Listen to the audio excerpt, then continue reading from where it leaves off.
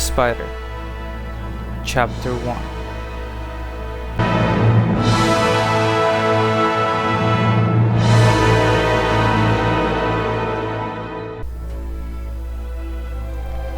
The thick grey clouds enshrouded much of the northern side of the mountains.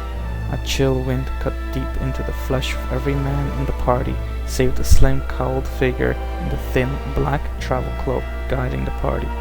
At this level there were even traces of snow and, especially, frost. The frost was very prevalent, giving the forest of firs through which they stalked a death-like sheen. 2 paces behind their guide, Lord Aldrich Gitan drew his own thickly furred cloak together. From under the hood of the rich brown and white garment, the red-haired noble's narrow eyes, one deep brown and the other eyes blue, darted back and forth along the landscape, seeking. His square jaw clenched in impatience. "How much further, sorcerer?" he muttered, his words accompanied by dense white cloud. "Not much further at all, my lord," the black-clad figure calmly replied. Unlike the noble and the 5 burly men-at-arms, he strode along the uneven path as if on a pleasant afternoon hike. His voice was surprisingly deep for so thin and studious-sounding a figure, even deeper than Lord Gitan's. He glanced back at the broad-shouldered aristocrat, a man built much like the fighters who served him, revealing glimpses of a head with short-cropped grey hair and angular face with matching eyes so narrow they made Aldrich seem round. The skin had a darker, slightly yellowish cast to it, almost as if the speaker suffered jaundice. "In fact, I dare say, the first hints will soon manifest themselves." "I sense nothing." "Your skills are not honed as mine are, my lord, but that shall be remedied soon enough, yes?" Aldrich grunted. "That's the point of all of it, isn't it, sorcerer?" The lead figure turned his gaze forward, leaving the noble only the back of his black hood at which to gaze. "Yes, my lord." They fell to silence again. Behind Aldrich, the 5 servants struggled under the heavy packs. In addition to foodstuffs and blankets, they carried pickaxes, huge hammers, and shovels. Each man also wore a sword at his side. As desolate as this forest seemed, they were dangerous, especially for Wendigos. The huge beastmen were rare to find, not that most were so foolish as to go hunting for them, but when encountered, had to be slain quickly. Wendigos thrived on meat, including human flesh. Legend said they had not always been so monstrous, but no one in the Western Kingdoms cared about such legends. It was the blood-soaked facts that mattered. The only good Wendigo is a dead one. After all, as Lord Gitan could attest, the dead ones at least made fine, worn cloaks like the one he wore. Several more minutes passed and still the noble sensed nothing. He probed for some distance ahead and only noted the continual emptiness of the mountainous land. Even for this part of the southern West March, the region was desolate. Not at all like the lowlands, where the lush, rich soil and pleasant rainfall made this part of the Western Kingdoms the envy of all other regions of the world. Even the thick fir forest through which they trudged felt sterile, more a ghost than a living thing. Lord Gitan grunted. And this had once been the heart of ancient Westmarch? This had once been where the vast, dominating estates of the sons of Rakis had loomed over the first burgeoning kingdoms of the land? The moldering parchments and the crumbling stone slabs through which Aldrich had for months pored had spoken of a much warmer, much more regal land of huge city-sized estates, each of them run by one of the 5 lines descended from the legendary Paladin Lord. Few today knew the origins of King Arrakis, founder and first ruler of Westmarch, and most of those, Aldrich included, understood only that he had come from somewhere in the east, possibly even beyond the jungles of Kyrgyzstan. As one of who believed himself descended from that very same lord, Aldrich thought this most definitely the case in the explanation for the narrowness of his own eyes. What had happened to the last of the Rakis line was up to conjecture, albeit by very few, since the legacy was all but forgotten in modern times. Lord Jitan gathered from what little existed that, somewhere deep in the past, there had been a struggle for power between factions over an object of power. In fact, there had been more than one reference to it, and that had been what had first instigated him to search on. Yet, until the chance encounter with his foreign companion ahead, the noble had found only dead ends. And dead ends were not something Aldrich needed. The dreams were growing worse with each night. They tortured and beguiled him at the same time. They hinted of enemies seeking his weaknesses, shadowy figures who had become so very real to Aldrich despite never having clear faces or intelligible voices. Each night, the whispering phantoms drew closer to overtaking him, and each night the fear in him swelled greater. Often he woke full of sweat, certain that his screams had been heard throughout his estate. But those dreams had also given him the first clue, the one that had led to the history of the Lords Rakis, and finally, to this climb into the chill mountain region. Each time Aldrich had nearly been taken by his faceless, horrific enemies, something had saved him. At first, it had been only an indistinct object, one that had appeared magically in his cupped palm. In progressive dreams, however, it had taken on form, gradually become a sphere, a huge pearl with odd yet familiar markings.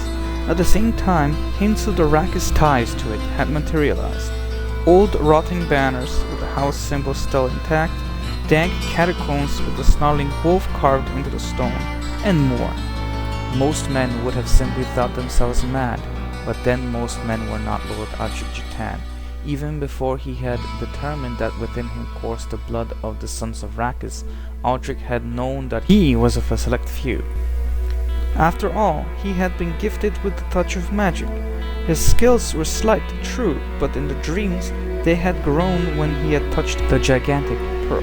That had, in fact, been the only reason his dream self had thus far survived. And if Lord Jitan was to survive in the waking world, did it not make sense that he find what his subconscious kept steering him toward? Did not all his dreams and research mean to culminate in locating what the Eastern Devil called the Moon of the Spider? Aldrich stood as if suddenly as frozen as the trees around him. He glared ahead hopefully, but saw only more of the same bleakness. "Sorcerer!" the noble snapped. "What by the lords was that uttering for? There is nothing here." His guide did not even look back. "Your senses are not attuned enough, my lord. You cannot see what there is to be seen, but I promise that it lies just before us." One arm stretched back, the narrow yellowed hand gesturing Aldrich forward. "Step up, and I will show you a taste of what you desire to wield." Lord Jitan needed no encouragement. Driven by his demons, he battled his way up to where the slim figure awaited him. The 5 servants, much more encumbered, did their best to follow their master. Where, damn it? All that stood before him were mounds of stone and ice, and the same endless forest.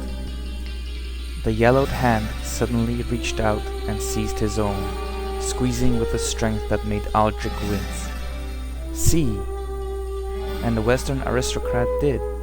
Everything was as it had been before, and yet now Aldrich saw distinctions that his sweeping glance had so quickly dismissed. The mounds of stone and ice had definitions if one only looked close. Definitions that nature could not have created on its own. Lord Jitan stared up the length of the mountainside and took in the full scope of what those definitions meant. "Can you sense it now?" asked his companion, releasing his grip on the noble. Aldrich nodded. How could he miss it now? More to the point, how could he have not sensed it in the first place? The stronghold of the last of the sons of Rakis. Ahead lay what to the ignorant simply appeared a large oval depression between 2 ridges. Of course, those ridges were much too uniform, and to Aldrich's now awakened senses were the flanking walls of the entrance to a much larger structure rising up several stories above. The Lords Rakis had built their massive estates into the very mountains, carving out the rock where needed, adapting where it was not. Now Aldrich saw the stepped city that they had built, each level once luxurious and spanning. There were small terraced villas and gardened walkways, all draped by the culmination of centuries of weather. Higher up stood a tower from which the ruler himself would have looked down upon his realm. Aldrich squinted, noting that what had appeared to be an outcropping near the top was actually the thrusting arm of a great statue that might very well have been of Rakis himself. The noble grinned as he drank in the truth. Buried beneath the snow, ice, and stone was an erection to rival any of which he had seen or heard, especially in Westmarch. Behind him, the men-at-arms muttered excitedly among themselves. They no doubt thought of treasure. Aldrich paid them little mind. He already knew that anything of such base value had long been stripped away in the aftermath of the Lord's downfall. The riffraff would have to be satisfied with what he so generously paid them. But as for his own treasure quest, his eyes were drawn into a depression at the base of the sprawling ruin. Marching up to it, Lord Chitan confronted the layers of earth and ice he was now certain kept him from his goal. He turned back to his servants, snapping, "Well, drop that gear and come dig!" They immediately set to work, rightfully fearful of their lord's wrath. As the clatter of picks and shovels echoed throughout the otherwise still region, Aldrich could not help feel as if the clamor might somehow stir up the ancient rulers themselves. Curiously, he found himself more fascinated than uneasy. So little was known of them, and as likely one of their last descendants, Aldrich felt their history was his. Had matters turned out differently, perhaps he would have now sat in that high tower, master of all Westmarch and beyond. Master of all. It occurred to the aristocrat then that perhaps it was even they who have reached out from the abyss of death to give him this key to his future. With it, all his enemies, known and otherwise, would be swept away before him. Then, a heavy-set, flaxen-haired servant wielding a pickaxe abruptly screamed. He and his weapon fell through a sudden collapse in the ice and rock, a darkness like a hungering mouth swallowing him in an instant. The other workers leapt back rather than risk themselves in a vain attempt to save him. Lord Chitan reached the hole just in time to hear the fatal thud. He ignored the mishap, instead eagerly peering down into the darkness. "A light! I need a light!" he ordered. No sooner had he demanded it than suddenly a pale bone-white glow appeared next to him. It emanated from an object in the hooded figure's hand. The voluminous sleeves of the cloak obscured it from Aldrich's view, but all that mattered to the noble was that now he had the means by which to see what lay within the mouth. Cracked stone steps turned on a rightward spiral for 2 floors. The hapless worker's broken body lay to the side of the bottom step, his pickaxe just at the edge of the illumination. "Shall we descend, my lord?" asked the shrouded spellcaster. Lord Chitan answered by immediately doing so. The figure next to him chuckled, then followed after. The peculiar illumination wielded by Aldrich's guide cast an eerie presence over the stone chamber as the party descended. In it, savage lupine creatures seemed to leap from the very walls themselves, more stone gargoyles following the wolf motif of the ancient lords. The heads of each were 3 times as large as that of a man, and the huge toothed jaws stood open as if ready to seize any who dares